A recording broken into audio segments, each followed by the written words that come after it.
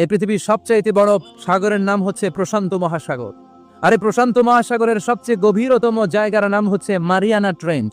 এই মারিয়ানা ট্রেঞ্চের গভীরতা প্রায় 36,000 ফিট অ্যাপ্রক্সিমেটলি।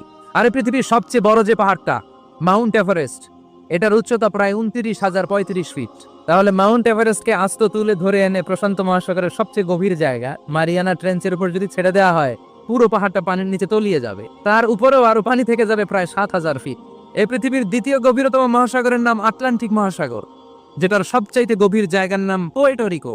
এই পোয়েটোরিকোর গভীরতা প্রায় 33,000 ফিট। গোটা পৃথিবীতে স্থল হচ্ছে মাত্র 30 ভাগ, 70 ভাগ হচ্ছে জল। এই আটলান্টিক মহাসাগরকে ক্রস করে ইউরোপ থেকে আমেরিকায় যেতে হলে বিমানগুলো আড়াআড়ি ভাবে এই সাগরটাকে পাস করে যেতে হয়। আগে যেত কনকর্ড, যেটা ঘন্টায় বিমানটা 1000 মাইল বেগে চলত। ওই বিমানটা দিয়ে পাশের দিক থেকে এই পাশ থেকে ওই পাশটা ক্রস করতে 4 ঘন্টা লেগে যেত।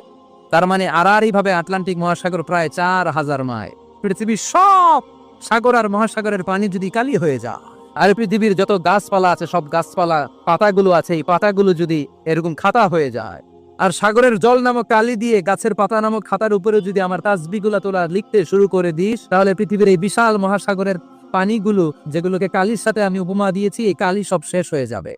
পৃথিবীতে যত গাছের পাতা আছে যেগুলো দিয়ে তুই খাতা